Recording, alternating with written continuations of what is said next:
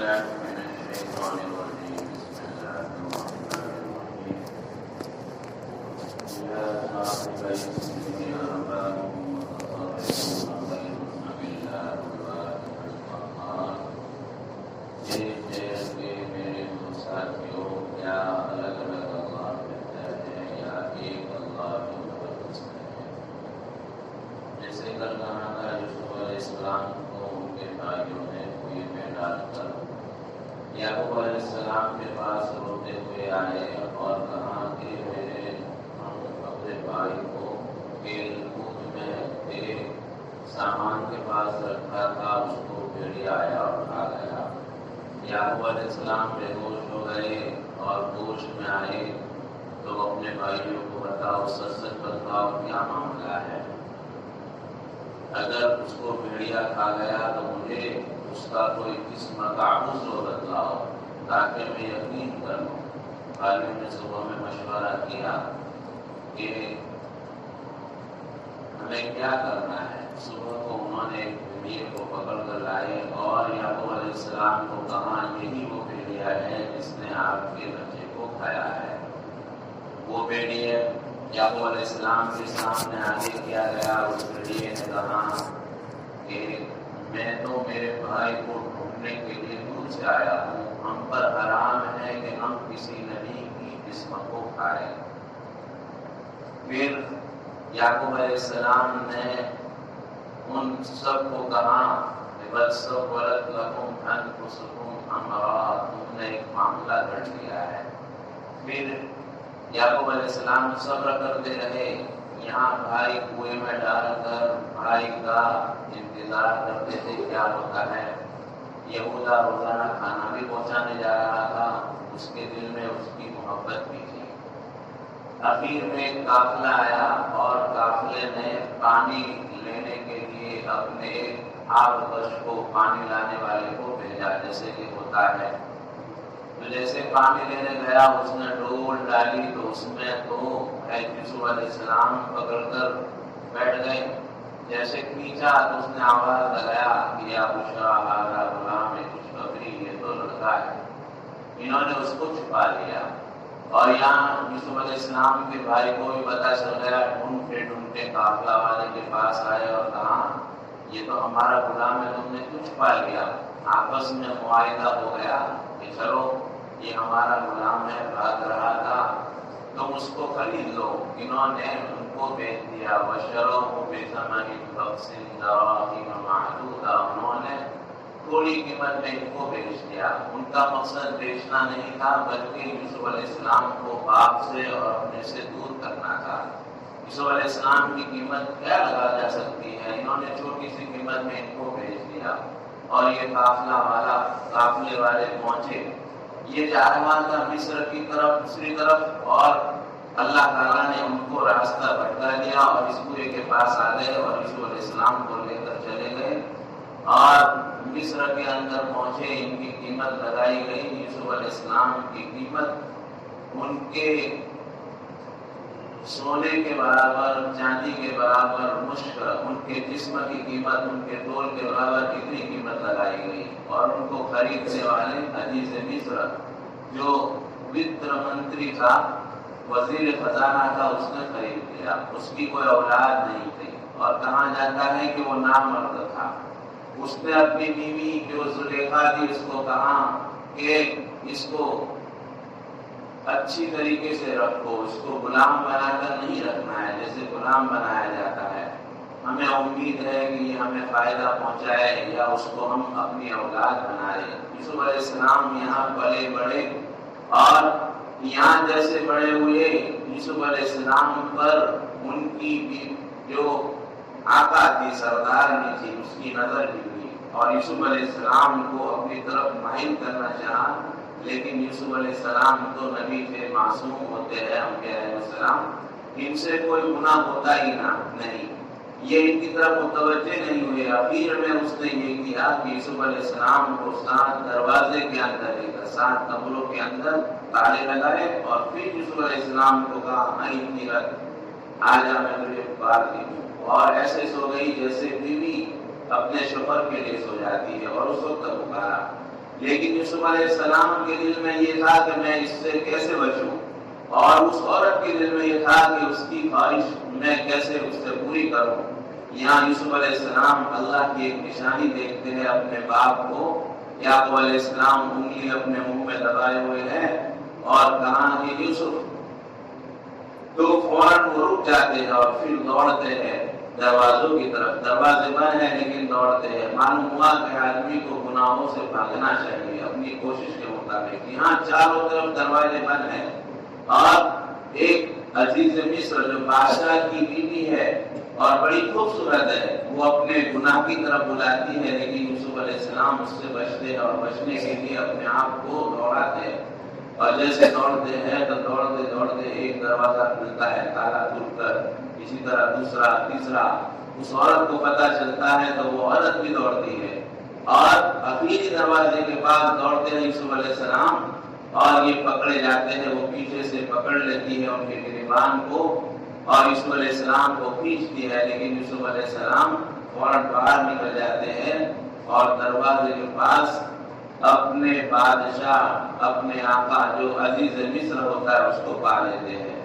یہاں عورت اپنے پیدے کو بدلتی ہے اور فوراً کہتی ہے کہ اس آدمی نے مجھے پھسلانا چاہا، اس نے میرے اوپر غلط نظر ڈالی، اس کی کیا سزا ہونی چاہیے؟ اس کی تو سزا یہ ہونی چاہیے کہ اس کو قید میں ڈال دیا جائے یا اس کو عذاب علیم دیا جائے۔ یوسف علیہ السلام نے کہا کہ میں نے اس کو پھسلایا نہیں تھا، بلکہ اس نے مجھے پھنسایا تھا اور مجھے پھنسانے کی کوشش کرتی تھی، لیکن میں بھاگا اور یہاں پر آ گیا۔ اتنے میں ایک لڑکا جو زلیخا کے گھر کے اندر سے ہوتا ہے، اس کے رشتہ دار میں سے ہوتا ہے، کے بارے میں وہ گواہی دیتا ہے۔ چھوٹا بچہ بولتا نہیں، لیکن اللہ تعالیٰ نے وہاں ان کو بولنے کی طاقت دیتے ہیں۔ وہ کہتے ہیں وَشَهِدَ شَاهِدٌ مِّنْ أَهْلِهَا، اور اس کے گھر میں سے ایک لڑکا بولتا ہے کہ اگر ان کا قمیص پیچھے سے پھٹا ہوا ہو تو عورت جھوٹی ہے اور یوسف سچے ہے، اور اگر ان کا قمیص آگے سے پھٹا ہوا ہے تو عورت سچی ہے اور یہ جھوٹے ہے۔ اب دونوں میں اختلاف ہو گیا تھا کہ اس نے کہا مجھے پھنسا رہی ہے، وہ کہہ رہے تھے مجھے پھنسا رہی ہے، تو اس نے گواہی دی۔ یہاں عزیز مصر نے دیکھا کہ قمیص تو پیچھے سے پھٹا ہوا ہے، تو پتہ چل گیا کہ عورت جھوٹی ہے اور یوسف سچے ہے۔ فوراً اس نے کہا ان من کیدکن عظیم، تمہارے مکر بڑے بھاری ہوتے ہیں۔ عورتیں جب چال کھیلتی ہیں تو پورے گھر میں آگ لگا دیتی ہے، پتہ بھی نہیں چلتا بڑے بڑے بہادر آدمیوں کو کہ عورت کا اتنا یہ ہوتا ہے کہ وہ عورت جھوٹ کا ایسا پرندہ باندھتی ہے کہ سب اس کی جھوٹوں کی باتوں میں آ جاتی ہے۔ یہاں فوراً اس نے ایسا ہی کیا، لیکن یہاں تو یوسف علیہ السلام کے ساتھ اللہ کی مدد تھی۔ فوراً گواہی دینے والے نے گواہی دی، یوسف علیہ السلام کی ظاہراً سچائی ظاہر ہو گئی، لیکن پھر یوسف علیہ السلام کو کہا گیا کہ آپ اس کو چھوڑ دیں، اس کا تذکرہ مت کریں، اور عورت سے کہا کہ آپ معافی مانگے۔ یہاں ترافی ہو گئی، لیکن یہ بات کہاں رہتی ہے؟ فوراً بڑی بڑے افسروں کی عورتوں میں بات چلنے لگی کہ ایک غلام کی طرف ایک سردار چنی کی نظر جاتی ہے، وہ اپنی طرف پھسلاتی ہے اور وہ غلام اس کے قبضے میں نہیں آتا۔ یہ تو بڑی منحوس اور بدبختی کی بات ہے۔ تو اس عورت کو جب پتہ چلا تو اس نے ایک دعوت رکھی، ان ساری عورتوں کو اپنے گھر پر بلایا اور کھانے کی دعوت رکھی، اور اس میں فروٹ وغیرہ بھی تھے، اور اس میں انہوں نے چھری رکھی، اور یوسف علیہ السلام کو وہاں ان کی طرف نکالا گیا۔ اور جب یوسف علیہ السلام ان عورتوں کے درمیان میں نکلے تو جب یوسف علیہ السلام نکلے تو ان کا حسن دیکھ کر وہ عورتوں نے اپنے فروٹ کاٹنے کے بجائے اپنے ہاتھ کو کاٹ دیا۔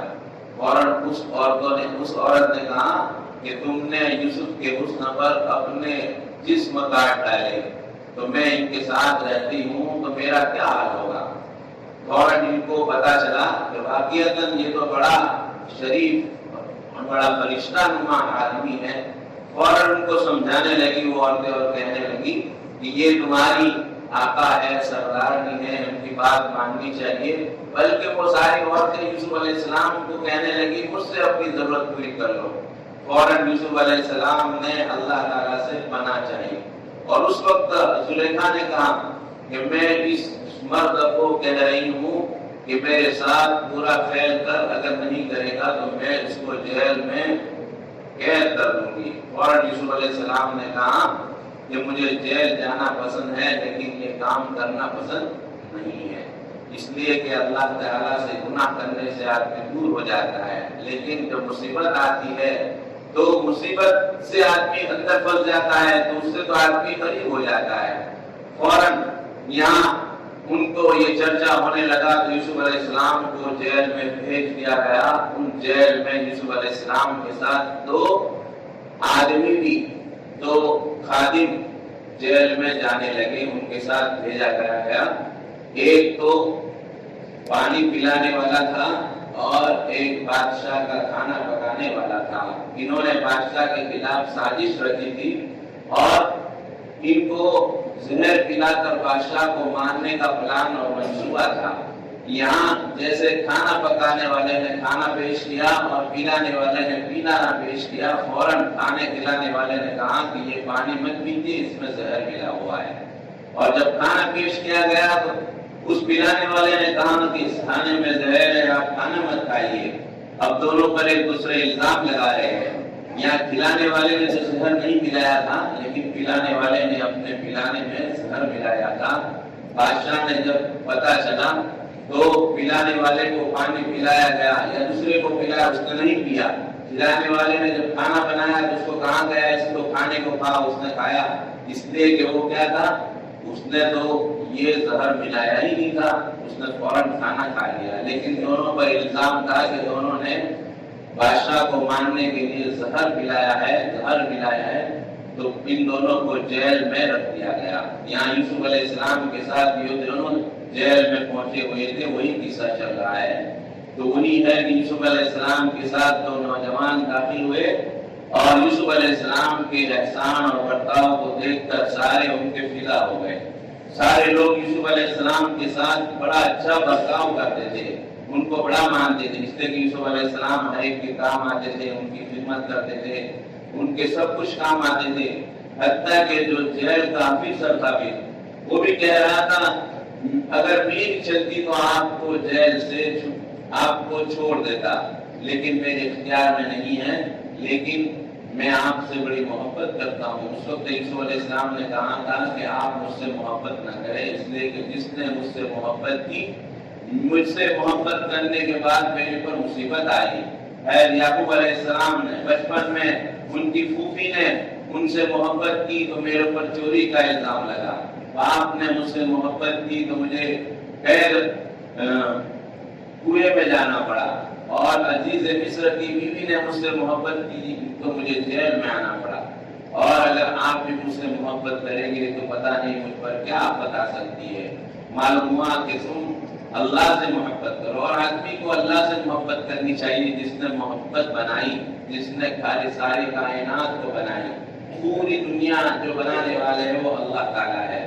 جب اللہ تعالیٰ کی بنائی ہوئی چیز کے اندر آدمی اس کے کمالات میں گم ہو جاتا ہے تو اللہ تعالیٰ کے اتنے بڑے کمالات والا ہوگا۔ حضرت حکیم اختر صاحب رحمۃ اللہ علیہ فرماتے ہیں کہ اللہ تعالیٰ نے سیرڈی بنائی، گنا بنایا، تو گنا کتنا میٹھا ہوتا ہے، آدمی گنا پیتا ہے تو اس میں مٹھاس ہوتی ہے، اس کی رگ رگ میں، تو کہاں گنے کو بنانے والا اتنا میٹھا ہے تو خود گنے کو جس نے بنایا تو گنا اتنا میٹھا ہے تو گنا بنانے والا کتنا میٹھا ہوگا، اس کے نام میں کتنی لذت ہوگی۔ اسی لیے بات اللہ والے ایسے ہوتے تھے، وہ فرماتے تھے کہ جب ہم اللہ کا نام لیتے ہیں تو مجھے مزہ آتا ہے، جیسے کھانے میں مزہ آتا ہے ایسے اللہ کے نام لینے میں مزہ آتا ہے، اس لیے اللہ کی محبت مانگنی چاہیے۔ اسی لیے اللہ کے رسول صلی اللہ علیہ وسلم دعا مانگتے تھے، اللہم انی اسألک حبک، اے اللہ میں آپ سے آپ کی محبت چاہتا ہوں، وحب من یحبک، اور آپ سے اس کی محبت چاہتا ہوں جو آپ سے محبت کرے، یعنی اللہ والوں کی محبت، وحب والعمل الذی یبلغون حبک، اور آپ سے اس کی محبت چاہتا ہوں جو عمل آپ سے قریب کر دے، آپ کی محبت کے قریب کر دے، اور مجھے اللہ ایسی محبت دے دے کہ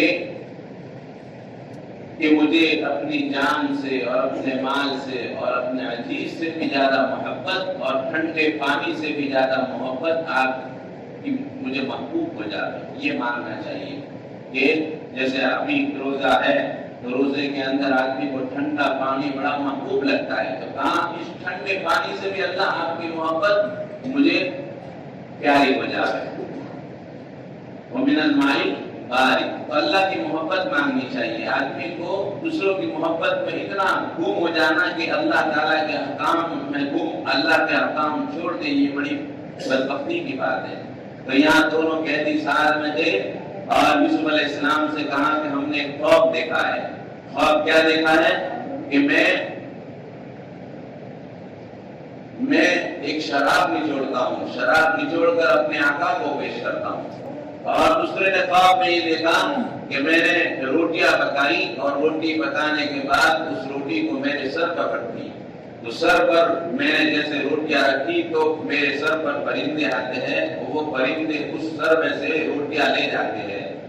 کہا مجھے ہمیں ان کا خواب بدلائیے. یوسف علیہ السلام اسی خواب کو بدلاتے ہیں. تو یوسف علیہ السلام نے دیکھا کہ ان کو اپنی ضرورت ہے، اور جب ضرورت ہے تو یوسف علیہ السلام نے ضرورت والے کو اپنی اللہ تعالیٰ کی وحدانیت اور اپنی دعوت پیش کرنا شروع کر دی. اللہ تعالیٰ کی طرف بلانا پیش کر دیا کہ میں جو تم کو یہ بتلا رہا ہوں. یوسف علیہ السلام کو ایک علم یہ تھا کہ جو کھانا آتا تھا، کون سا کھانا تمہارے پاس آئے گا، فروٹ آئے گا، سبزی آئے گی، گوشت آئے گا، وہ سب بتلاتے تھے کہ تمہارے پاس یہ کھانا آئے گا، اتنا کھانا آئے گا.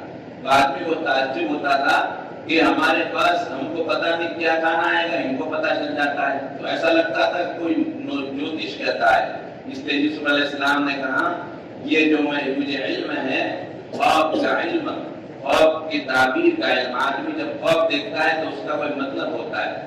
اور یہ جو میں بتلاتا ہوں کہ تمہارا کھانا یہ ہے، وہ مجھے میرے رب نے علم دیا، اس علم سے بتلاتا ہوں. میں کوئی جوتش نہیں ہوں اور میں غیب کی باتیں بتلانے والا نہیں. مجھے علم دیا اللہ تعالیٰ نے، اور اس اللہ تعالیٰ نے علم دیا جس کو میں مانتا ہوں، میرے باپ دادا مانتے ہیں. اسی لیے یوسف علیہ السلام نے جو میں نے آیت پڑھی کہ ان ساتھیوں کو سمجھاتے ہیں کہ اے میرے جیل کے دو ساتھی، یا ایک اللہ بہتر ہے یا الگ الگ اللہ بہتر ہے. تو یہ الگ الگ اللہ کو مانتے تھے، جیسے مشرک مانتے ہیں جس سے فائدہ نظر آوے اس کو اللہ مان لیتے ہیں. مومن کا کام یہ ہوتا ہے کہ فائدہ پہنچانے والے بھی اللہ ہے اور نقصان پہنچانے والے بھی اللہ ہے. ما تعبدون من دونه الا اسماء سميتموها انتم وآباؤكم ما انزل الله بها من سلطان. یہ مختصر اللہ کے رسول حضرت یوسف علیہ السلام کی کارگزاری کی یہ قصہ وہاں سے چلتا تھا، یہاں سے رکا تھا، باقی تھا تو وہاں سے شروع ہو جاتا ہے کہ تم جس کو پکارتے ہو اللہ کے چھوڑ کر، وہ چند نام ہے جس کو تم اور تمہارے باپ داداؤں نے اس کو پڑھ لیا ہے. اللہ نے اس کی کوئی دلیل نہیں پیش کی. اللہ نے کوئی دلیل نہیں پیش کی کہ یہ بھی اللہ ہے، یہ اللہ کے مقرب بندے ہیں، بلکہ تم نے نام رکھ لیے کہ یہ اللہ ہے، یہ دوسرے کوئی چیز ہے. جیسے آج رام بولتے ہیں، گنیش بولتے ہیں، اور کسی کو شنکر بولتے ہیں، یہ شنکر بھگوان ہے، یہ بھگوان ہے، یہ بھگوان ہے. اللہ تعالیٰ نے اس کی کوئی دلیل نہیں بنائی. اس وقت بھی لوگ الگ الگ اللہ کو مانتے تھے، یہ جیل کے ساتھی بھی، اس لیے ان کو یہ کہا ان الحکم الا للہ. دنیا میں جتنا بھی حکم چلتا ہے، آرڈر چلتا ہے، وہ اللہ ہی کا چلتا ہے. اللہ ہی کے حکم سے رات نکلتی ہے، دن آتا ہے. امر اللہ تعبدوا الا اياه. اللہ نے حکم دیا کہ اسی کی عبادت کی جائے. عبادت کرنا ہو تو اللہ ہی کی عبادت کرنی ہو. ذالک الدین القیم. یہی سیدھا دین ہے، راستہ ہے. ولکن اکثر الناس لا يعلمون. لیکن اکثر لوگ نہیں جانتے کہ سیدھا راستہ یہ ہے. یا صاحب السجن اما احدهما فيسقي ربه خمرا. ان دونوں نے خواب دیکھا تھا.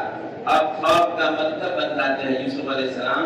اے میرے جیل کے دو ساتھی، معلوم ہوا کہ آدمی اپنے ٹرین میں ہو، اپنے بس میں ہو، اپنے سفر میں ہو یا اپنے پڑوس میں ہو، ان کے ساتھ اچھا برتاؤ کرے. یہ خود قرآن پاک میں بھی ہے. کہ وصاحب بالجنب، کہ اپنے ساتھ میں رہنے والے کے ساتھ اچھا سلوک کرو۔ بعض مرتبہ جب ہم بس میں بیٹھتے ہیں تو ہمارے بس میں ہماری سیٹ کے پاس دوسری سیٹ والا آدمی ہوتا ہے، تو وہ چند گھڑی کا ہمارا ساتھی ہوتا ہے، اس کے ساتھ بھی اچھے برتاؤ کرنے کا حکم ہے۔ تو یہاں یوسف علیہ السلام جیل کے ساتھیوں کے ساتھ بڑا اچھا برتاؤ کرتے تھے۔ یہاں کتنے اچھے ان سے اچھے الفاظ سے پکارتے ہیں، اے میرے جیل کے دو ساتھیوں، بہرحال تم میں سے ایک اپنے رب کو شراب پلائے گا، کہ تم میں سے ایک جو ہے جو شراب بچوڑتا ہے وہ چھوٹ جائے گا 3 دن کے بعد، اور اس کو بادشاہ اسی کی ڈیوٹی پر جو روٹی اس کو سپرد کی تھی وہ اس کو سپرد کر دی جائے گی۔ وَأَمَّا الْآخَرُ فَيُسْلَبُ فَتَأْكُلُ الطَّيْرُ مِنْ رَأْسِهِ، اور بہرحال دوسرا بس اس کو سولی دی جائے گی، بس پرندے اس کے سر سے کھائیں گے۔ یوسف علیہ السلام نے ایسا نہیں کہا کہ تجھے سولی دی جائے گی اور تجھے شراب پلانے پر رکھا جائے گا، بلکہ یوں کہا ایک کو شراب پلانے کی ڈیوٹی پر رکھا جائے گا، اور دوسرا آدمی جس نے خواب دیکھا تھا اس کو سولی دی جائے گی، کہ اس پر الزام تھا کہ اس نے بادشاہ کو کیا پلایا تھا، شراب اپنے زہر پلائی۔ تو بعد دوسرے کو کیا کیا جائے گا، اس کو سولی دی جائے گی، اور سولی کرنے کی وجہ سے اس کے سر کے اندر سے پرندے اس کے بھیجے کو کھا جائیں گے۔ قُضِیَ الْأَمْرُ الَّذِی فِیہِ تَسْتَفْتِیَانِ، جیسے یوسف علیہ السلام نے یہ خواب کی تعبیر بتلائی، وہ دونوں کہنے لگے ہم نے تو ایسے ہی خواب بنایا تھا، تو خواب کی دیکھا تھا۔ یوسف علیہ السلام نے کہہ دیا کہ جو تم نے دیکھا ہو یا نہ دیکھا ہو، اب جو میں نے آپ کو فیصلہ سنا دیا وہی ہو کر رہے گا۔ دونوں کو جس کو سولی دینی ہے اس کو سولی دی جائے گی، اور دوسرے کو کیا شراب پلانے کی ڈیوٹی پر رکھا جائے گا۔ اور ایسا ہی ہے کہ آدمی پورے خواب بناتا ہے تو قیامت کے دن اس کو 2 جوں کے اندر گانٹھ لگانے کو کہا جائے گا۔ بہت بڑا گناہ ہے کہ آدمی کوئی خواب نہ دیکھے اور جھوٹا خواب بیان کرے۔ جیسے بہت سارے آدمی ہوتے ہیں کہ جھوٹا خواب بناتے ہیں اور اپنی عزت بچانے کے لیے اس خواب کو بیان کرتے ہیں، تو یہ بہت بڑا گناہ ہے۔ جھوٹا خواب نہیں بتلانا چاہیے، اور اپنا خواب بھی کسی اللہ والے کو بتلانا چاہیے جو اچھا معنی اچھا مطلب بتلا سکے۔ تو یہاں انہوں نے جھوٹا خواب بتایا تھا، فوراً کہہ دیا کہ ہم نے تو جھوٹا خواب بنایا تھا۔ یوسف علیہ السلام نے کہہ دیا تم نے جھوٹا بنایا ہو یا سچ دیکھا ہو، یہی ہوگا جو میں نے تم کو سنا دیا۔ فیصلہ ہو چکا اس بات کا جس کے بارے میں تم مجھے پوچھتے تھے۔ انشاءاللہ